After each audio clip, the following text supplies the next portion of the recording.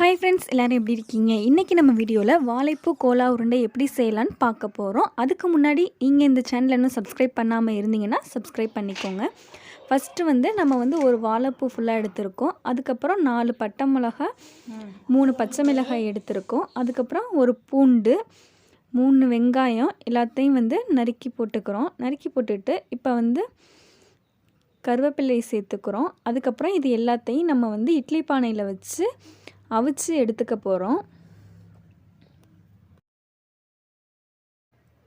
அடுத்து ஒரு 2 table spoon அளவு கடலை எடுத்துக்கிறோம். அதோட 1 கப் அளவுக்கு நம்ம கடலை பருப்பு எடுத்துக்கிறோம்.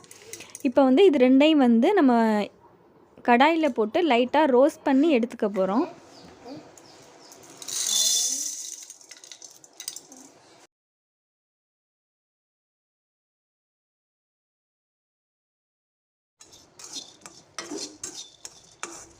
ரோஸ்ட் ஆனதுக்கு அப்புறம் நம்ம இதை தனியாக ஒரு பாத்திரத்தில் எடுத்து வச்சுக்கிறோம். எடுத்து வச்சு நல்லா ஆற வச்சுக்கிறோம். ஆற வச்சதுக்கு அப்புறம் நம்ம மிக்சர் ஜாரில் இந்த கடலை பருப்பு, அதுக்கப்புறம் நம்ம வேக வச்சு எடுத்தோம்ல வாழைப்பூ, வெங்காயம், பூண்டு, மிளகாய், கருவேப்பிலை அதையும் சேர்த்துக்கிறோம். அதையும் சேர்த்துட்டு அதோட தேவையான அளவு உப்பு போட்டு நம்ம அரைக்க போகிறோம்.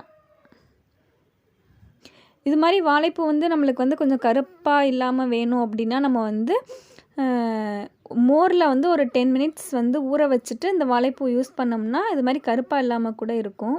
செஞ்சாலும் அதோட டேஸ்ட் அதே மாதிரி தான் இருக்கும். கலர் மட்டும் தான் கொஞ்சம் சேஞ்ச் ஆகிருக்கும். ஆனால் டேஸ்ட் எல்லாத்துக்குமே ஒன்று தான். இந்த அளவுக்கு கொஞ்சம் கொரன்னு அரைச்சி எடுத்துக்கோங்க எல்லாத்தையும். அதுக்கப்புறம் கடாயில் ஆயில் ஆட் பண்ணிவிட்டு நல்லா ஹீட் ஆனதுக்கப்புறம் இது மாதிரி சின்ன சின்ன உருண்டைகளாக நம்ம பிடிச்சு நம்ம போட்டு எடுத்துக்கலாம்.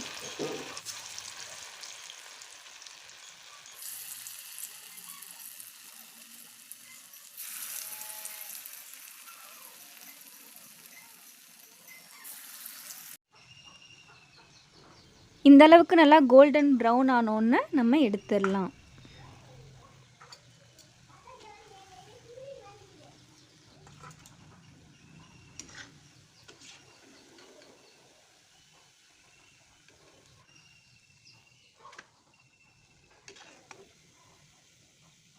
ஹெல்த்தியான ஒரு ஸ்நாக் ரெசிபி ரெடி. இதே மாதிரி நீங்களும் உங்கள் வீட்டில் செஞ்சு பாருங்கள். செஞ்சு பார்த்துட்டு நம்மளோட கமெண்ட் செக்ஷனில் எப்படி இருந்துச்சுன்னு சொல்லுங்கள்.